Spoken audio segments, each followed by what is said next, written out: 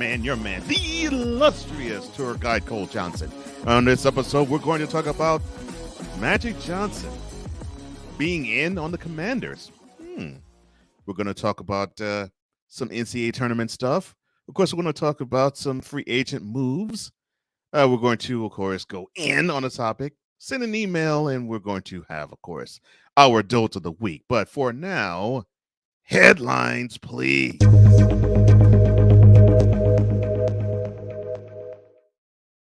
Now, with the free agency in NFL just going absolutely bonkers, news has surfaced from the Shield Tower, where Roger Goodell is expected to finalize a new multi-year contract extension next week to remain as commissioner of the National Football League.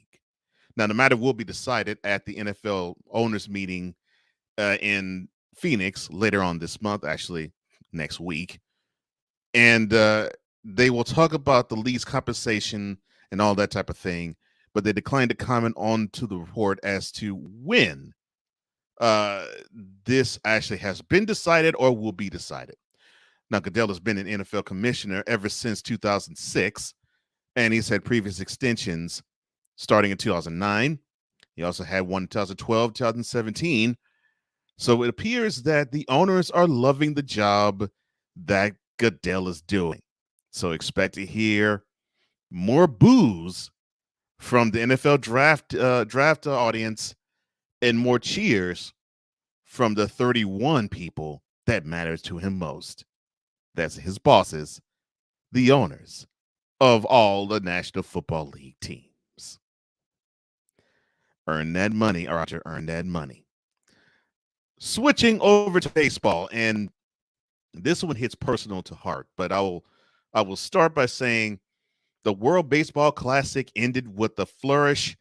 Shohei Ohtani closed out the proceedings by striking out Mike Trout, having Japan win it all. However, there were two big key injuries during the tournament that is a bit alarming. Firstly, Puerto Rican's own Edwin Diaz, the closer of the Mets, he went down with an injury when Puerto Rico was celebrating their victory over the Dominican Republic. It was horrendous, and it's so horrendous he's going to be out for the year because teammates had to carry him off the field. So he is gone for the 2023 season. And then there is Venezuelan second baseman and, of course, Astros all-star Jose Altuve. Now, he suffered a broken right thumb when he was hit by a pitch in the quarterfinal against Team USA, and unfortunately, it will require surgery in the coming days. Now, he was hit right in the hand by Daniel Bard, and it was a pitch during the fifth inning at Miami's Lone Depot Park, and it was unfortunate. Now, he returned to camp in West Palm Beach Sunday, and the general manager of the team, Dana Brown, announced that there is no timetable for his return. But I would probably say that it would be, from what I have hearing and other rumblings, between 8 to 10 weeks. So we probably won't be seeing Jose do anything at all worthy of baseball activity until possibly June. Staying on the diamond, but getting off of it just a tad.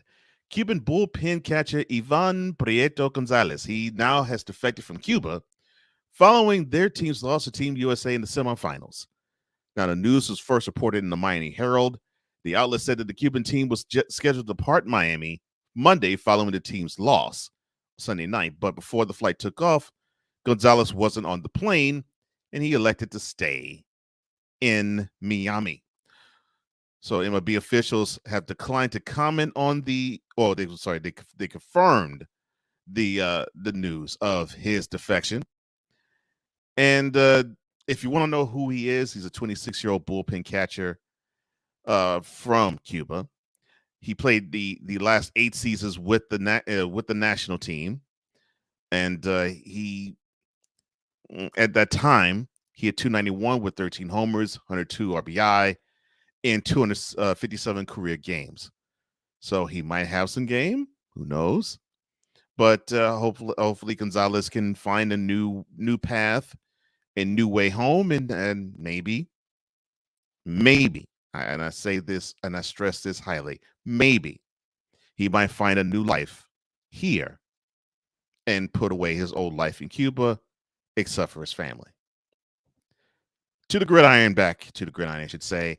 And Cam Newton, I think as though he's coming out of Auburn circa 2010. He quite is not done yet. The former All-Pro announced on Twitter that he was going to participate at the pro day that Auburn was hosting on Tuesday, and he did.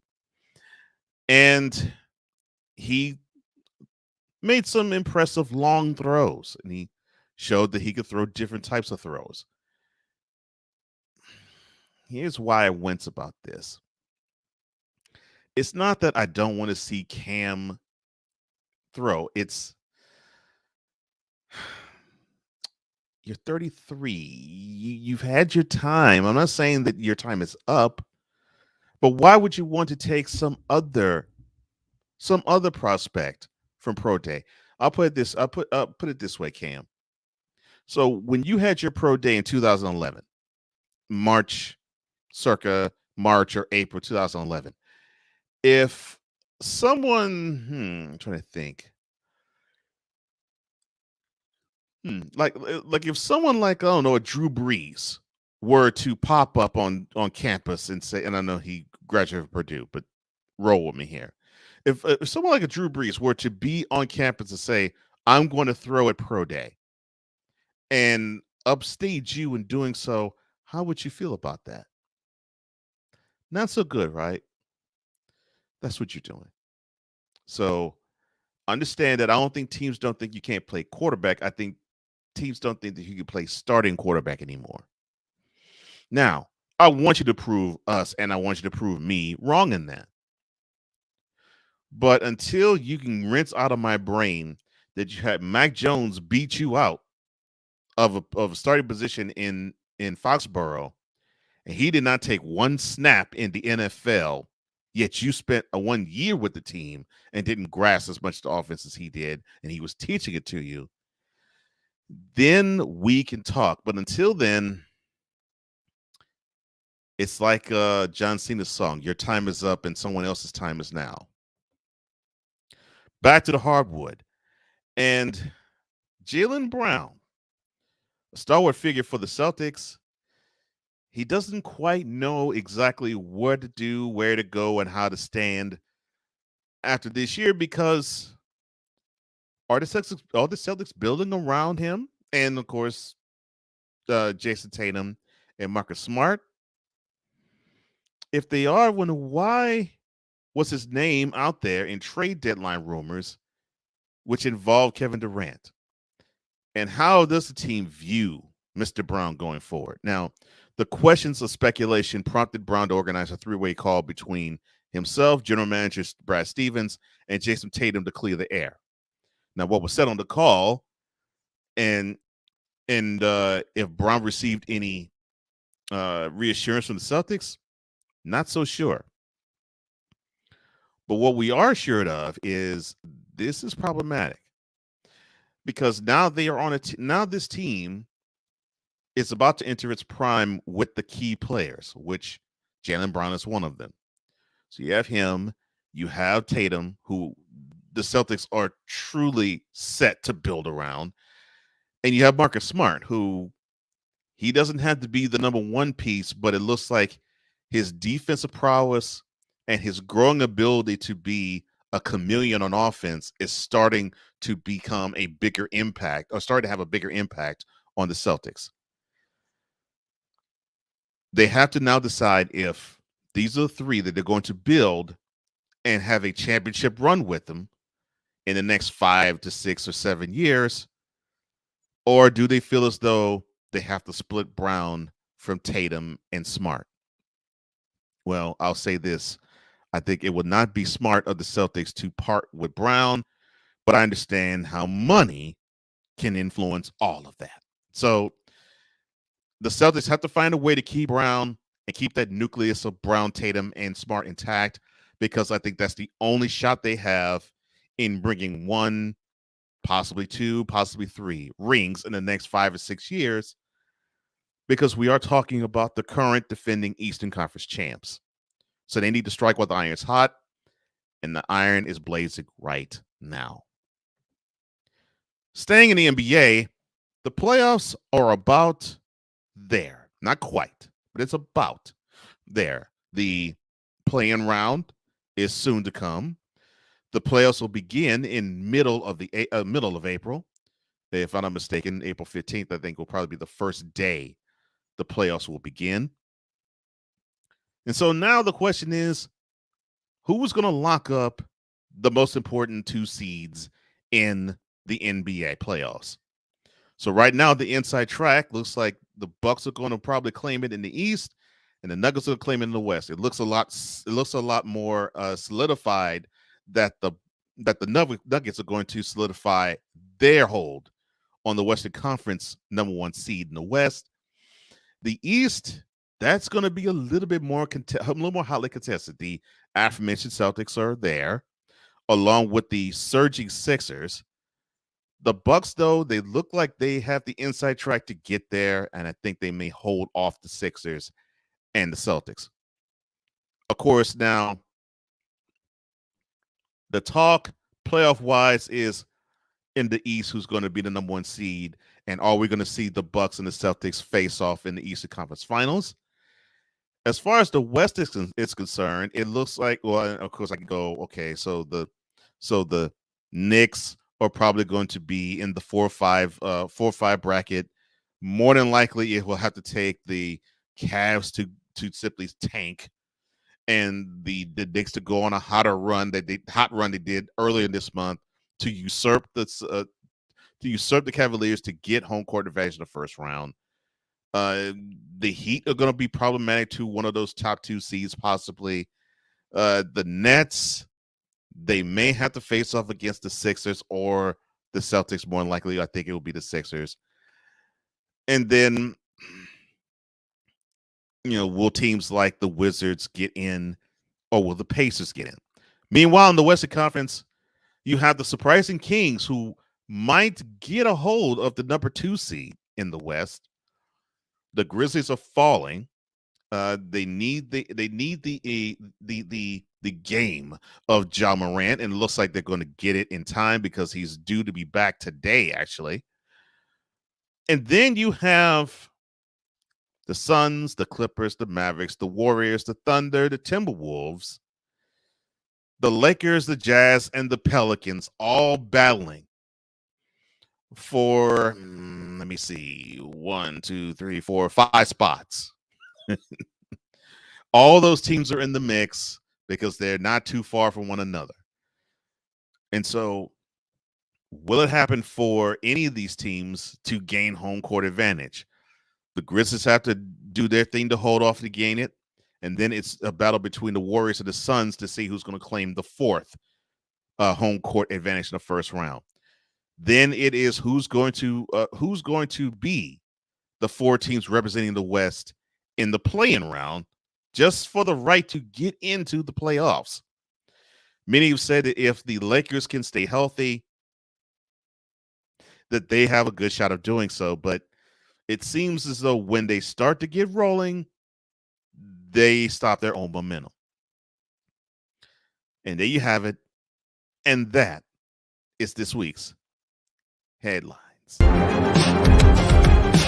We interrupt this broadcast to bring you a special report from ColeSportz.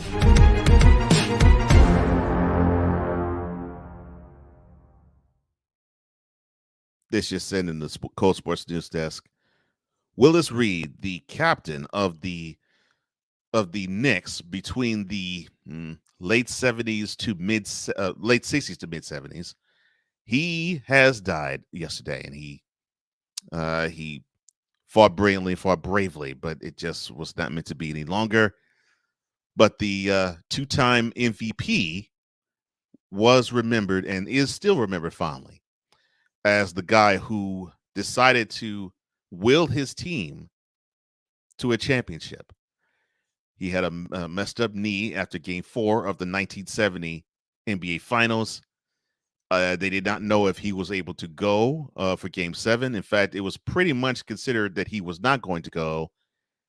And then the almost 20,000 people in Madison Square Garden erupted when they saw him on the floor. And then they only erupted even more when he hit a couple of jump shots to steady that team to a 113-99 victory to have the Knicks claim the second most recent title in their franchise. He did help the team and was the captain of the team that brought the Knicks the latest or the most recent NBA World Championship. That was, of course, won in the month of May 1973. Willis Reed, the omnipresent captain and the leader unquestionably of the New York Knicks in the 1970 and 1973 championship teams, he's dead at the age of 80. This has been a special report from ColeSportz. Now, back to your regularly scheduled programming, already in progress.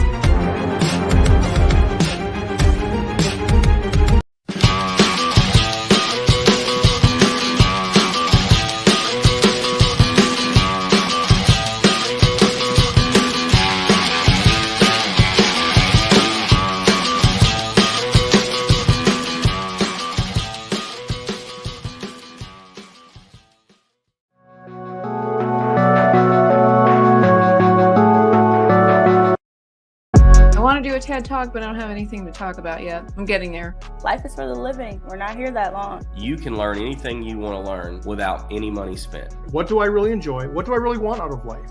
I am your host, WIZE. Are you in a life holding pattern? Well, this is for you. Welcome to the Stuck in My Mind podcast.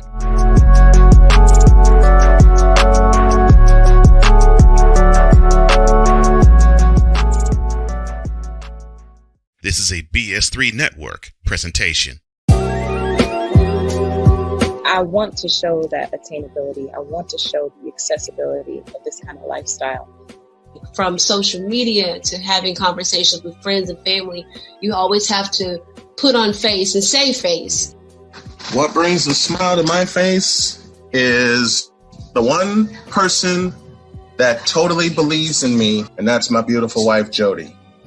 I just had to stop because I didn't value myself. I didn't love myself. And it's like, I have to learn to love myself. Changing the world one conversation at a time. This is Revelations.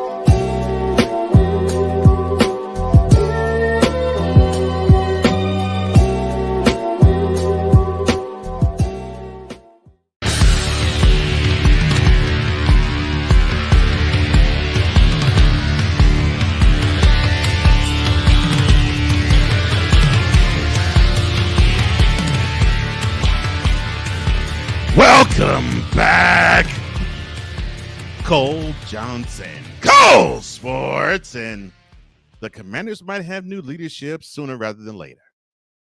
And now to the VIP zone, where if your comment is good enough, it will actually be a chapter going forward on the YouTube channel of the episode that you're watching. So welcome to the VIP zone for the first of 4 visits.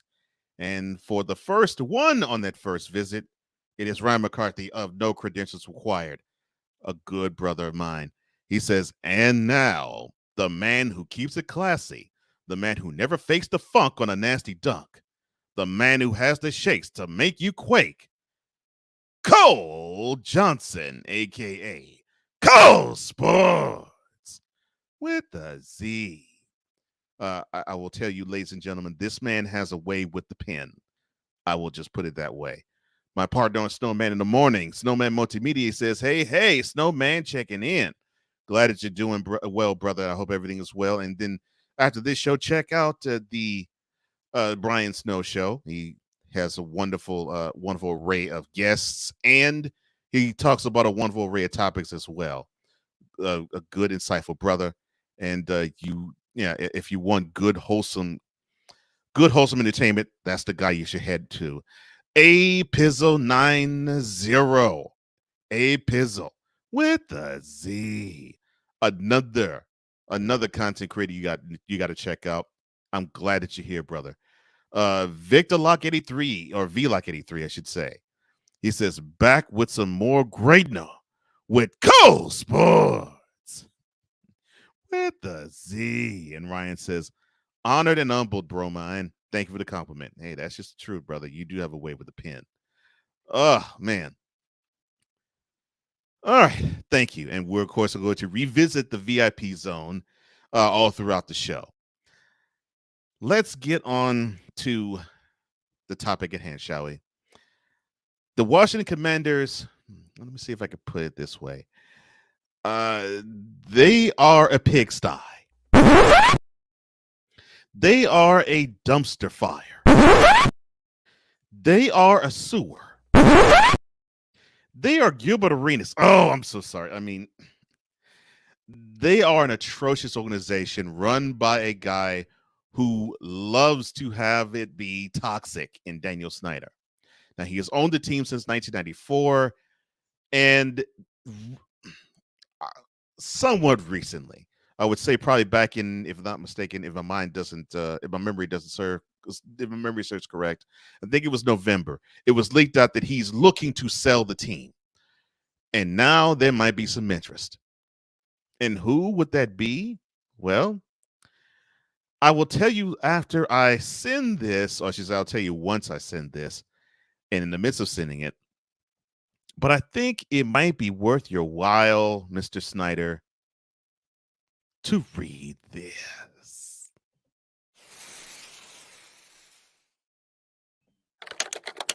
Email Washington Commanders. CC Daniel Snyder. Subject of email. Make that change. Body of email.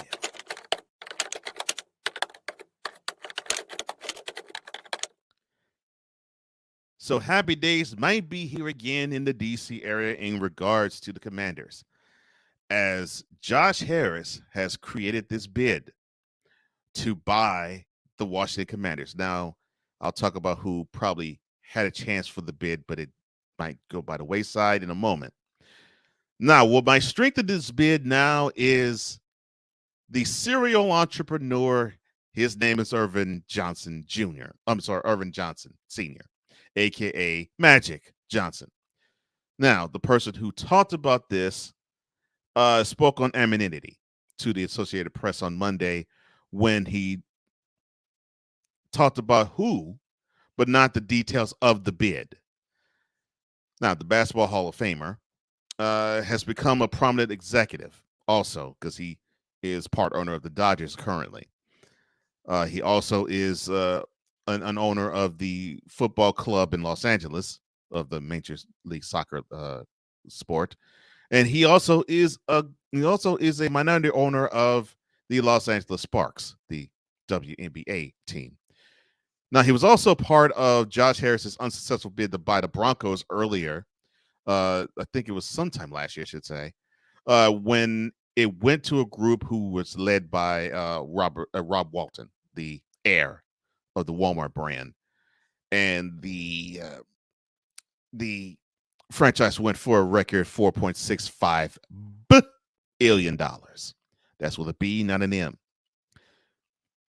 Now, the Commanders are expected to sell for even more than that, and I can understand that because there's only two teams that are probably worth more than the Commanders, and that would be the Patriots and the Cowboys. So the price tag looks like it is in the neighborhood of around $5.6 billion. That's what it looks like it's going to be. And Harris is also partnered along with Magic Johnson, David Blitzer, who he currently owns the 76ers. And this might warm your heart, of course, Ryan, not to mention him. Blitzer also not only the owner of the Sixers, but he also is the owner of the Devils, the New Jersey Devils of the National Hockey League. Now, Washington area billionaire Mitchell Rales also is part of the group too. Now, amid multiple investigations into this toxic workplace environment that Daniel Snyder has embroiled the team in, he and his wife, Tanya, has been exploring selling this team for now about the last 4 months. Now, any sale would have to be improved by at least 3/4 of the NFL owners, which I think they are ready to do so. And 3/4 would probably be what, 24. So I think that they could find 24 owners who'd say, "All right, Danny, we'll take your money. We need to get you out. Bye." So I think they will find. I think the bid, the people who are placing the bid will find that many who would probably want to say, "We'll take you in and we'll kick old Danny Boy out." Now, that could actually take place when they meet in Arizona.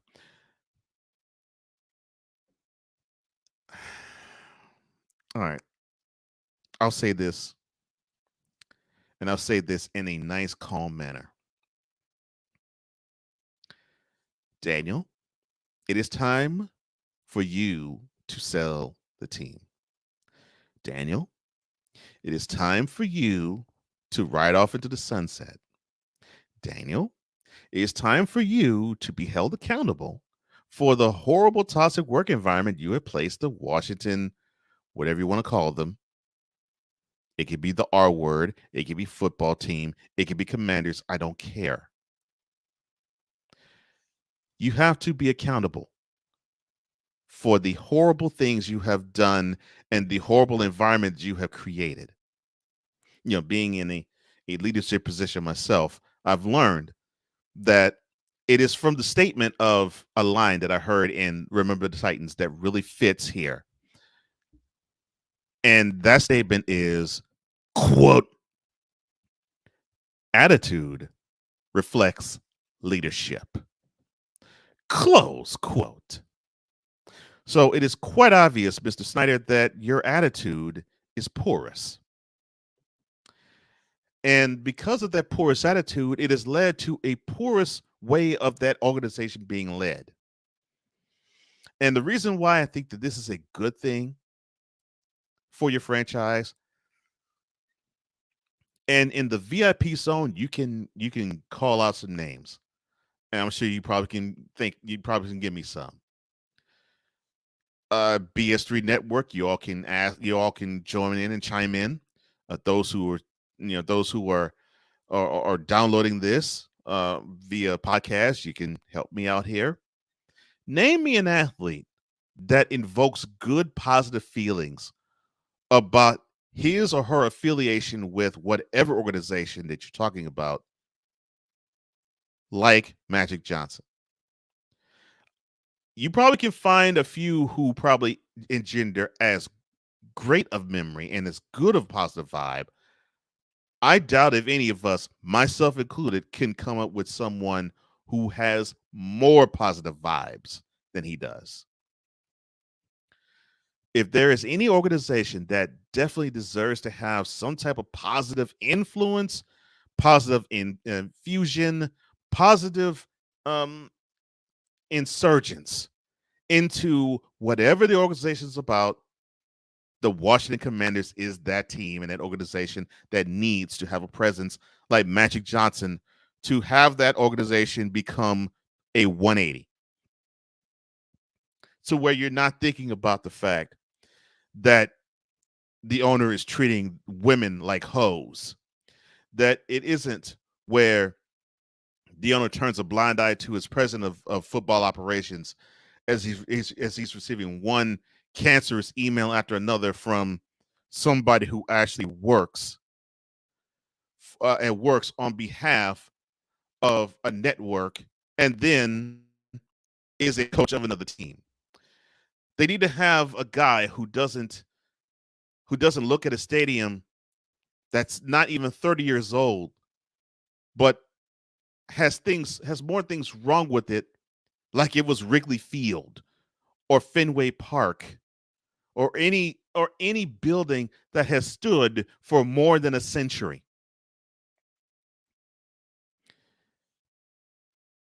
It is quite possible that you have a franchise that, although it is probably the third richest in the NFL today, it is the poorest that you could have of the 32. Why? It's because you have an owner currently that it's all about him and it isn't about anything or anybody else. So you need to have that type of cancerous energy gone. Gone from Washington, gone from Landover, gone from wherever you might move the team next, gone from the Washington, D.C. area, gone from DMV, gone from the NFL offices, gone from the NFL ownership group, gone. It needs to go. The NFL needs to now stand up and say, we're not going to tolerate somebody who simply has no clue as to how to truly operate as a human being. And we need to have human beings who are willing and able and glad to contribute to an organization to make the league look good, to make the city look good, to make the area in which they represent look good. And maybe after the look, you might have an organization that is good. Now, am I saying that Magic Johnson is perfect? No, he's not. And he would be the first to tell you he's not. It's not about him being perfect. It's about him being right. And I'm not saying he's the majority owner, but guaranteed the 31 other owners, I should say 30 other owners, and the managing partner of the Packers, they know the name Magic Johnson. And I don't think they would bristle at him owning a team. And imagine you're dealing with a franchise that has had racial issues before. You don't think that the Shield group will jump at the opportunity to have Magic actually run a team that they solely need to have help run and own? You don't think they would want that? I think they do. So to the ownership group, you found your partner. Get rid of Daniel. He doesn't belong here. He needs to go now. And the Commanders need to start fresh, start anew. And they have the right guy and the right face of the ownership group to do it. Make that change. Make it now. Cole Johnson, ColeSportz, ColeSportz with a Z at gmail.com.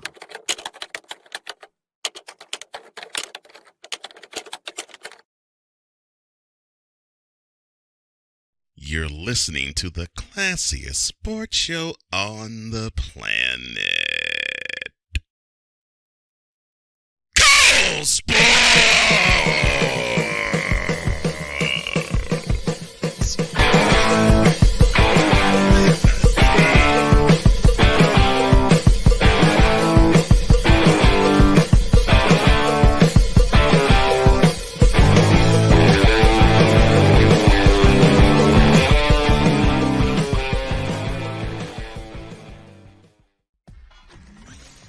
From the vault, a look back at a key moment in sports history.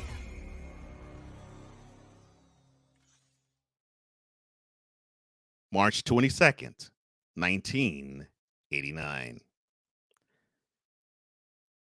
It became a shock to the NFL world when longtime commissioner of the brand, Pete Rozelle, announced that he was going to step down at the end of the next football season. Now, he held the position then for 28 years. Now, he initially took over as the NFL commissioner in 1960 when the general manager of the Rams at the time, who was Pete Rozelle, was selected by a league of owners after 22 different ballots were cast.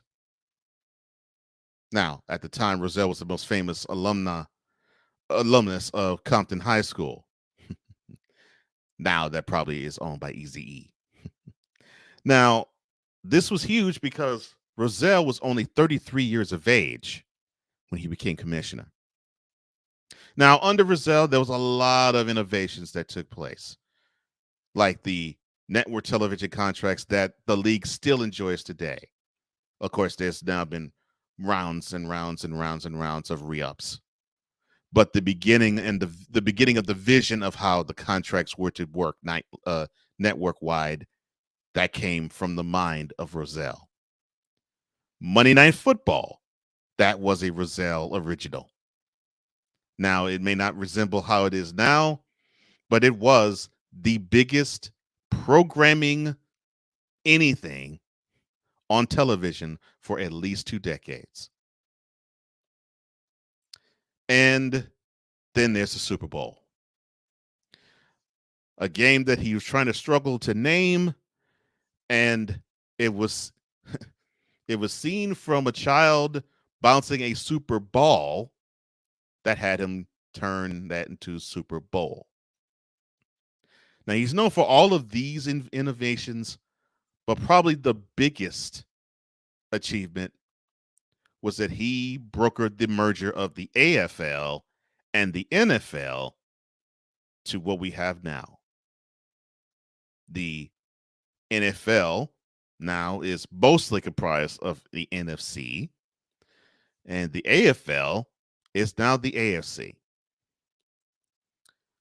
An innovator and an absolute maverick.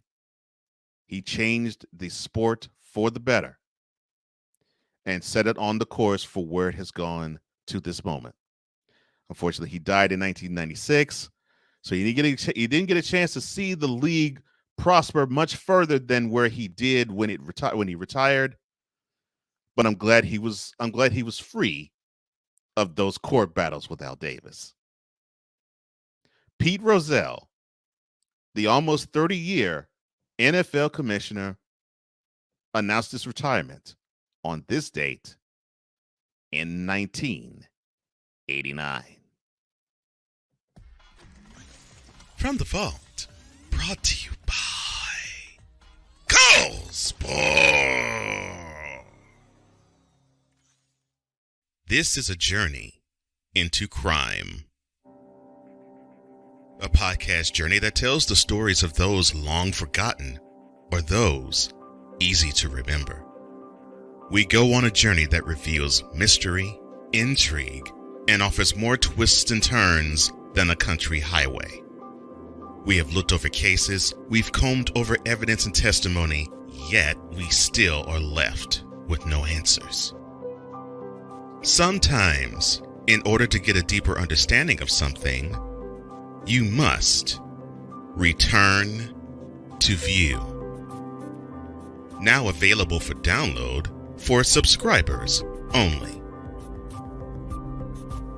Each episode premieres only on the USA Today network.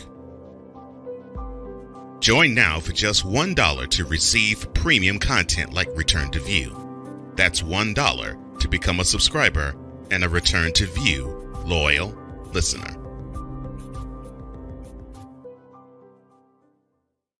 Alicia. You can't hold somebody to that standard if you haven't voiced what you want and what you're needing from that. Mika. If you're not communicating expectations, you're waiting for your feelings to be hurt. Nicole. Yeah. A lot of people don't want to take the time out to be alone and to get themselves together. Ivan. You got to be willing to work through stuff. And from the jump street y'all done had problems, maybe you don't need to be working through those. BS3 Network proudly presents Queen 3 and King podcast. Live every Tuesday at 7 p.m. Central.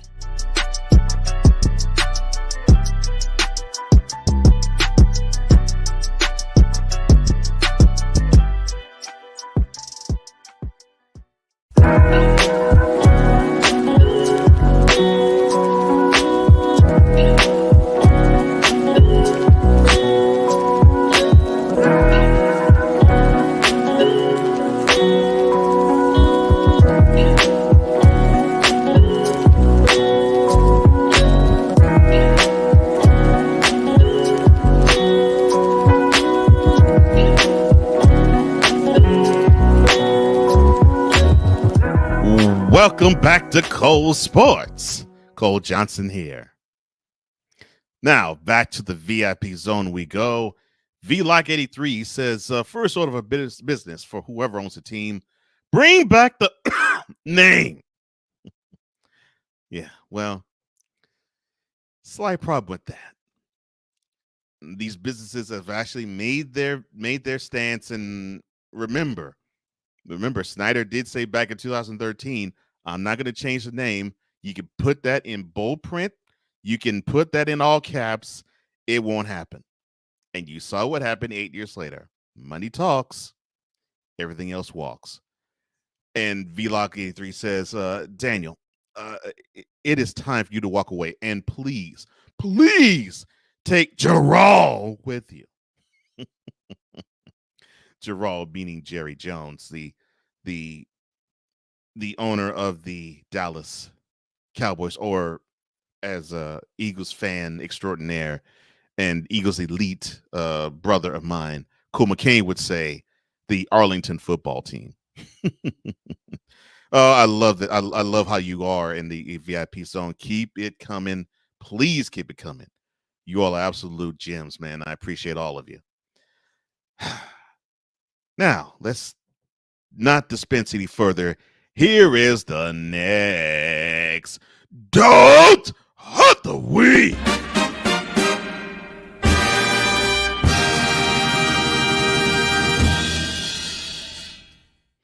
DOLT of the week is sponsored by nobody. The winners of this episode's DOLT of the week are...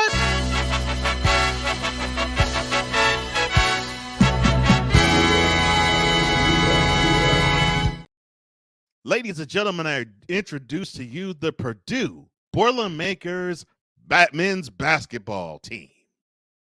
Now, why would I actually do this for a college team, you may ask? Well, you got to understand.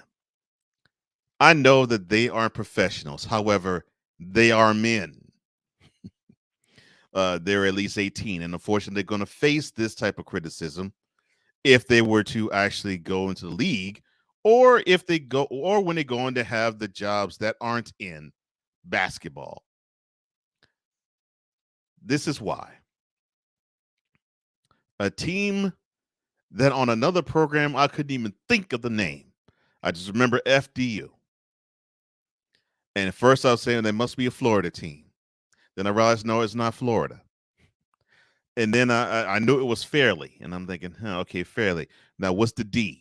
And I had all the D names come to me. Davidson, Downey, Dominion. I mean, I had all of them come. But it's Dickinson. The Purdue Boilermakers, who ended up being the final number one seed that the committee put in, and they were the number one seed in the East, if I'm not mistaken. They were upset by a far smaller Fairleigh Dickinson University squad. Now, pulling off one of the biggest upsets in tournament history is not a feat that is small. It is monumental. So let me, to Fairleigh Dickinson, give an applause to you. It's wonderful that you made history. You are now the second team, the second 16 seed to boot out a number one seed in the tournament. And they did so this past Friday night with a 63-58 victory. And the first one being the University of Virginia, who they came this close to actually getting this nomination because they simply took it on the chin again, 5 years to the day that they became the first team to suffer the ignominious honor of being a number one seed, losing to a number 16 seed. But I'll give Purdue credit. At least they lost by single digits, because Virginia got blown out by double digits, courtesy of the University of Maryland, Baltimore County. And the UMBC put it on them, and it was the 5-year anniversary when they played again, and they got booted out by Furman. But we're not talking about Virginia.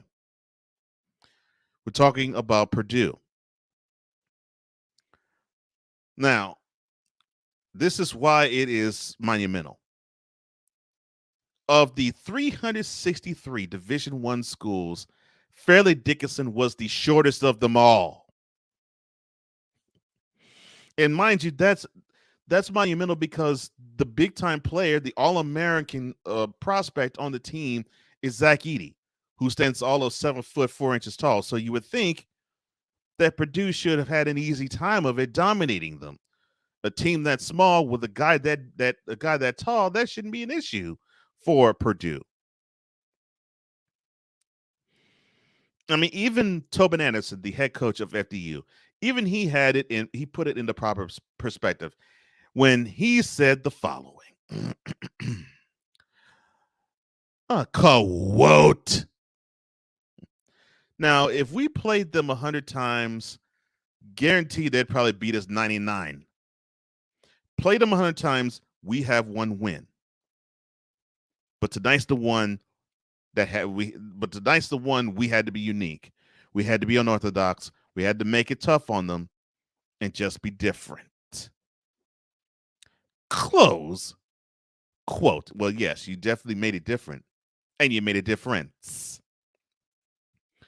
Now, Sean Moore scored 19 points to lead FDU and a relentless defensive charge as the Knights pressed the Boilermakers most of that game. Now it has caught people's attention. Now, before that game, number 16s were a 1-150 against number 1 seeds in the tournament.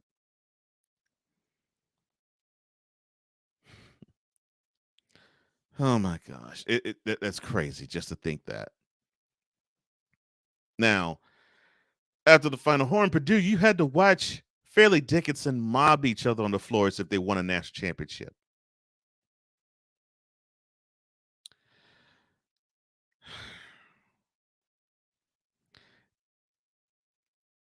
And people were wondering if you were a legitimate number 1 seed. So you managed to get a Big Ten regular season title. You managed to squeak by Penn State in the final, 67-65, to gain the number 1 seed. And people were saying, maybe it should go to UCLA. Maybe it should go to Arizona.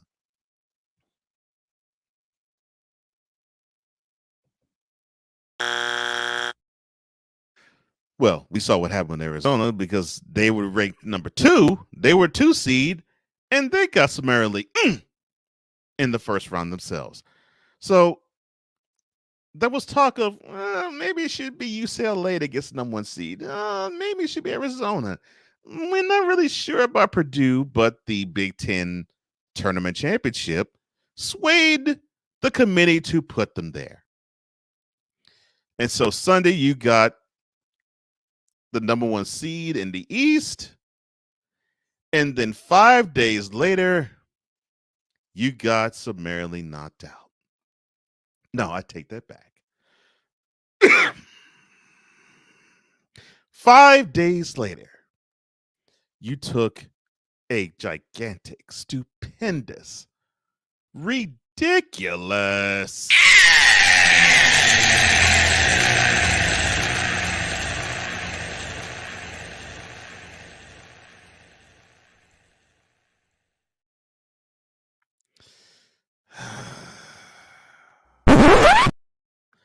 I said you took a ridiculous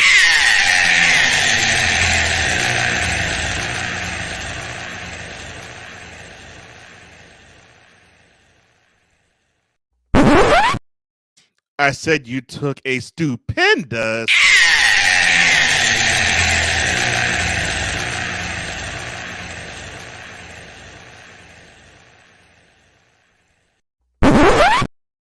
I said you took a craptacular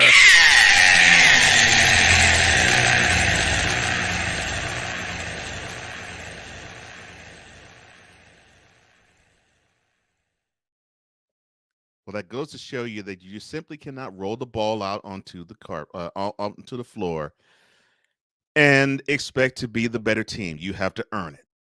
And Purdue, you didn't earn it.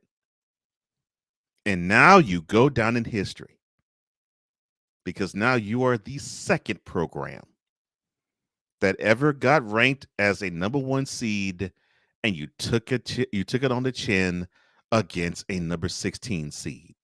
Congratulations to Fairleigh Dickinson.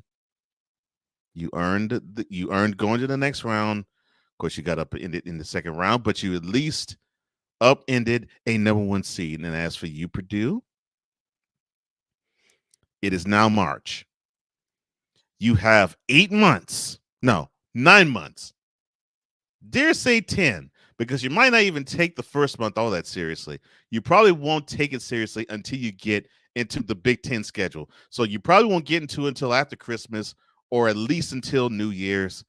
You now, for at least the next foreseeable future of months, have to be at home with an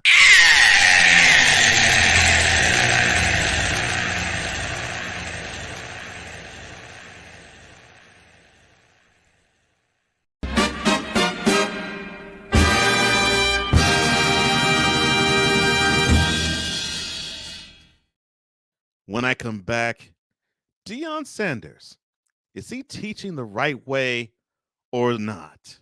That's a really good question, but I think we will go in on what we believe is true. Back after this. This is ColeSportz with the Z.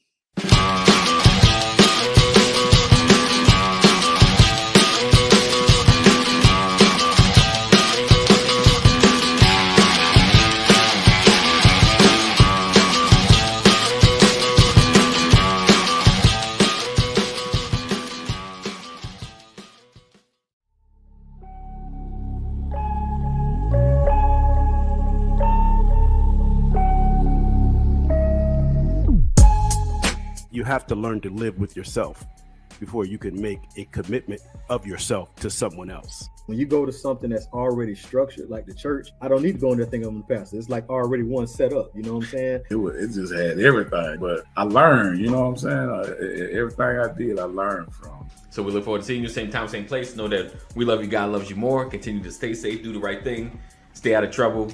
Conversation that informs a community. Brothers of Legacy. Every weekday morning at 9 a.m. Eastern.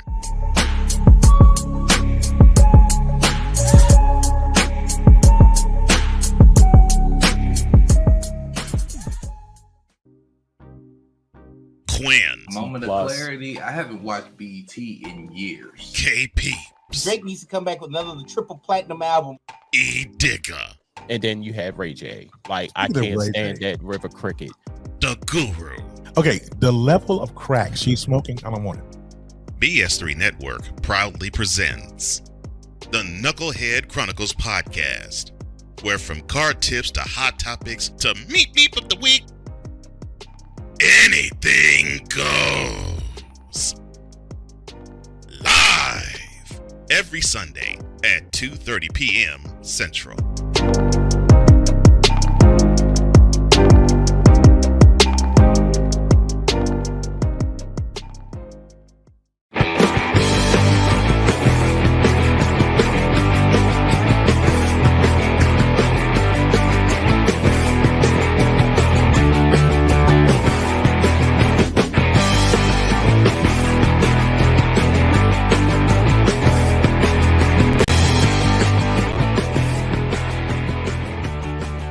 Welcome back to ColeSportz. Now, next week we will probably have who will be the 1, 2, 3 Final Four. That's right.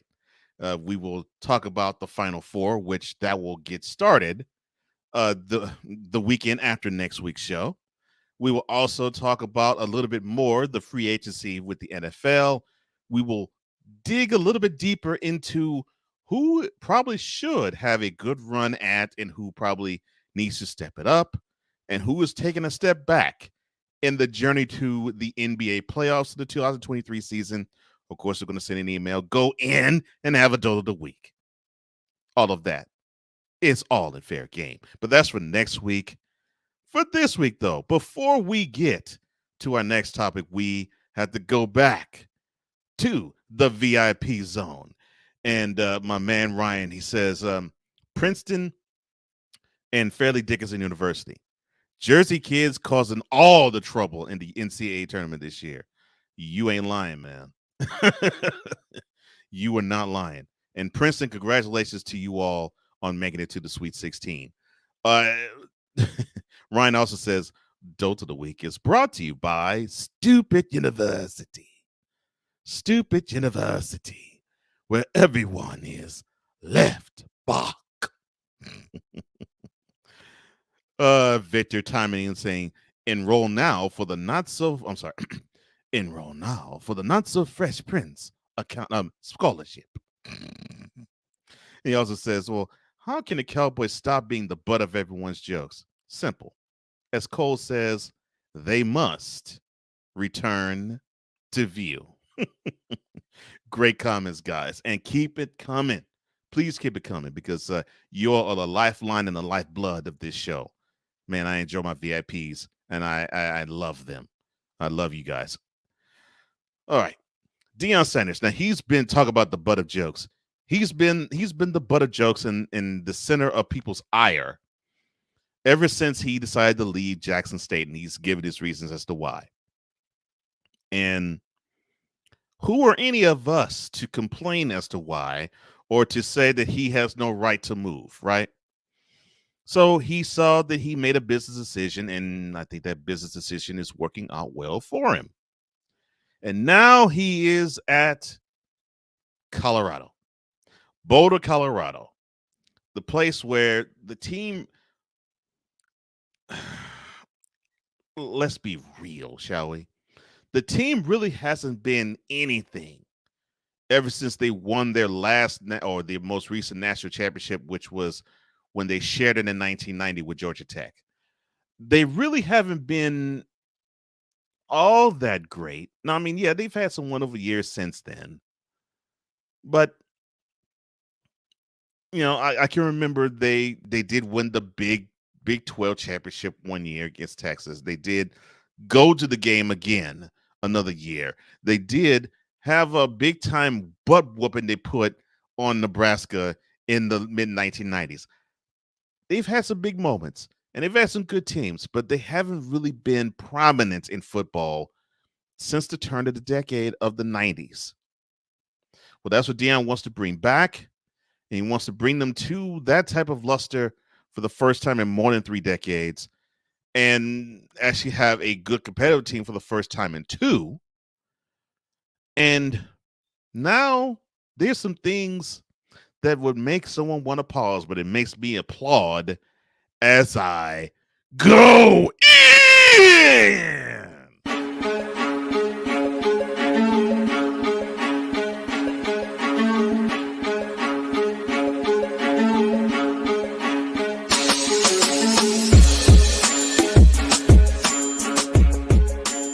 It's spring again. Everybody knows it's spring again. And so with spring comes spring practices. And the action in Boulder is getting kicked up into higher gear. Now, I saw this story first on Sports Illustrated, but I thought this was such a good one to tackle because there's a life lesson to be had here. So, yes, it is prime time. He's the head coach of the Colorado football team. And spring practice opened on Sunday. But it opened on Sunday with one particular noticeable fact. Every player who took to the field on Sunday had no jersey numbers. Everybody took blank jerseys onto the field. Now, Mr. Sanders said that they were blank for a reason. And why was it blank? Well, he explained it to his team, and he explained it clearly. Quote, If you want a number, and I love this, you've got to earn it. Close quote.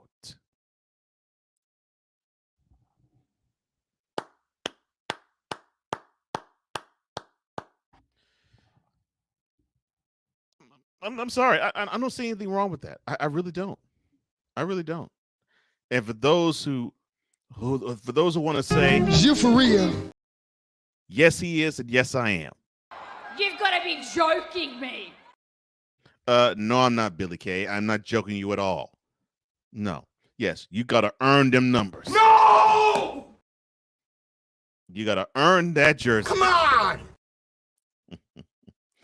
Look, if you don't earn the jersey, that means you are out. Out. O-U-T. Of being a member of the Colorado Buffaloes.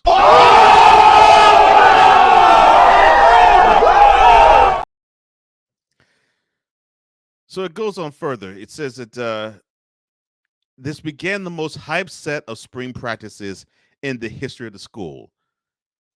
Now, after being hired about 3, almost 4 months ago, Sanders already overhauled the roster. So he had an incoming class of more than 40 new scholarship owners.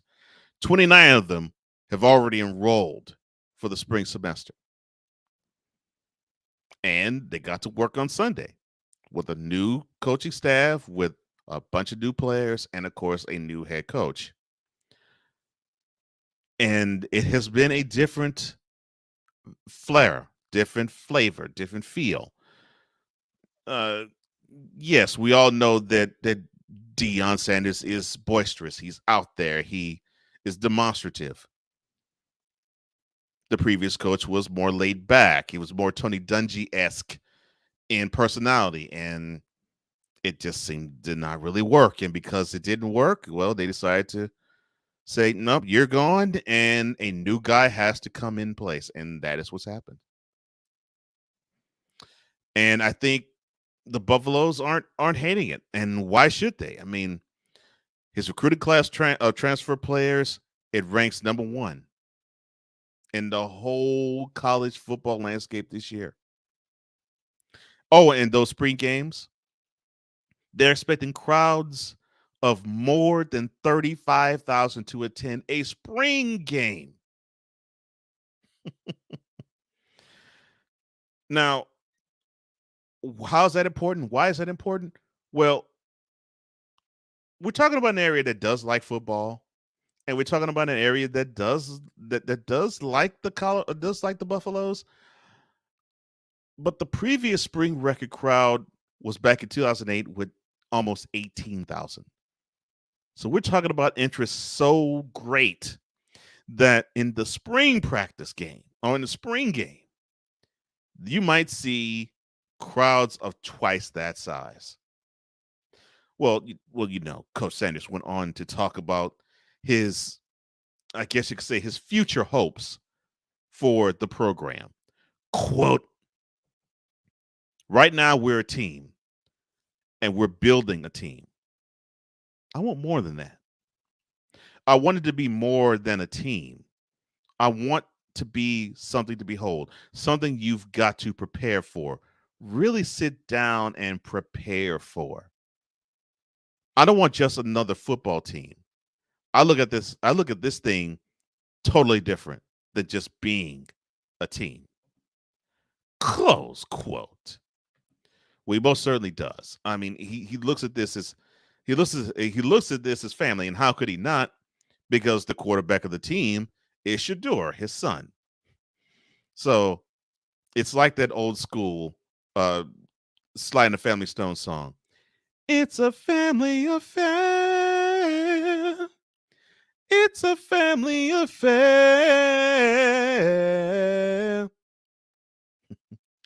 It's a family affair. Let me stop. But that's not all. So he wants speed.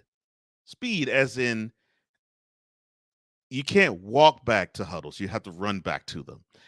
And if the quarterback throws a whack pass, I mean, one where it's undeniably whack, Receivers can't retrieve the ball for the quarterbacks. No, the quarterback has to run to the spot where they threw the whack pass and where the pass landed and retrieve the ball and run back to the huddle. Now, along with the jersey earning particulars, Coach Sanders says that the jersey numbers must be earned, especially coveted single-digit numbers. He says the jersey that is number one, the number one, he says it will go to the player he sees and he says is most worthy of it. Quote. Now, how can you ask for number one when you ain't the one? Close quote. I love this. I'm sorry. Man, I'm not a fan of Colorado. Never rooted for them at all. But good God, am I not happy for Deion actually putting forth a work ethic onto the team. How can anybody who is a football fan, no, let me take that back. How can anybody who is a sports fan not like how Deion is running practice in Colorado? I want to hear how what Deion is doing is bad. It's bad for sports. It's bad for the young men he is coaching. I want to hear that. Why? Because it should fall on deaf ears. And you're talking to a guy who played football. I know you have to step out on that practice field and earn your keep. You have to earn your stripes. You have to take your licks, and you have to be willing to dish it out. You have to be willing to be pushed to the nth degree of your strength and then push further, because you got to know that you can actually go further than even you think you can. And when you have a coach like Deion Sanders who's going to make sure that he gets the absolute best out of you, and then on top of it says to you, you're such a leader of your own quality that you should demand to expect the best out of yourself, and I shouldn't have to browbeat you into it. You have the tools to be the best you can be. Show me. And more importantly, show yourself. That's how you rear leaders. That's how you get leaders. That is how you become a leader. When you see how one does it, and you follow that tool, and you see how he or she does it, and you see the success in how he or she does it, you got to jot down everything that he or she says so you can be the best you can be, so that when it's your turn to be where Coach Prime is, you can be the best leader you can be. What Deion is teaching these young men is that he's not teaching them to be football players.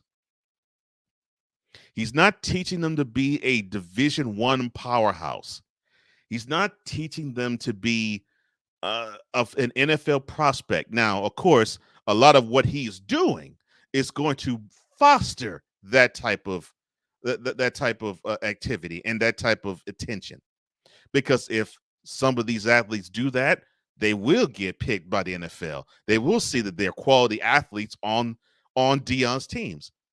But he's not doing it for that reason. He's doing it for the reason of he wants to develop young men. He wants them to be better men when they leave the program as when they entered it. Because I can tell you this. Many of them, they may have been adults, but they were boys. But they're going to leave that campus and Deion's teachings a man. They're going to learn to respect people. They're going to learn how to demand the best out of themselves. They're going to learn that they have to earn everything that they set their mind to doing. You know, like how we're supposed to do in this life. It's like what my father kept telling me when I was younger. Nothing's handed to you, son. You got to earn it. You gotta and you have to roll up your sleeves and be willing to get dirty and work for it. And if you're not willing to work for it, then you don't deserve it. So what Deion is doing, hallelujah. And I mean that with all of the sincerity of what hallelujah means. Because I'm glad there is somebody who is teaching the youth that if you want to have the best in any or everything in life, it's not going to be handed to you. It's not going to be given to you. You're going to have to straight up and straight out go out there and earn it. Because that is the good old-fashioned way of how you get advanced in life. Whether it's on the football field or in the boardroom or any other endeavor any adult chooses to go into. Kudos to you, Deion. Keep it up. I love it. And I want to see more of it, bro. Thank you. Thank you for showing the way and showing that how things should be. That's not dead yet. Thank you.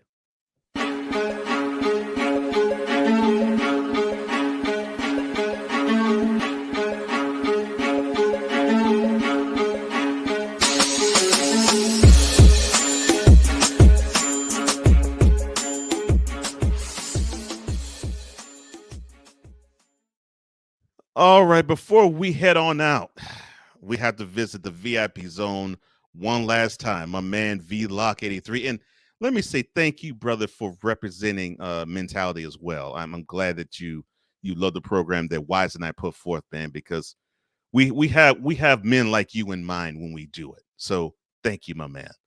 He says, we love being here, brother. We love the show. We love the mission. That's right. That's right. This is a show for the intelligent sports person. You are one of them, brother. There's no question about that. He says, look, the hunger is real, and I love it.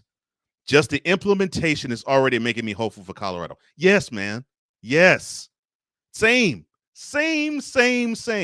And when I first heard that, I was like, man, I'm on board for what he's doing in Colorado. I'm on board already all the way. He says Deion Sanders is running on Coach Boone energy. Coach Boone, Coach. I think it's Herman Boone, high school coach. I can't remember if he's passed away yet, but he coached back in the early 70s, and he was famously portrayed by Denzel Washington in Remember the Titans. And I got to watch that movie again just because of that. Thank you for that reference, man. He says, look, you have to remember, Deion didn't grow up in the participation trophy days. No, he did not. No, he did not. And I've heard him talk about that with, especially in Florida State with Bobby Bowden.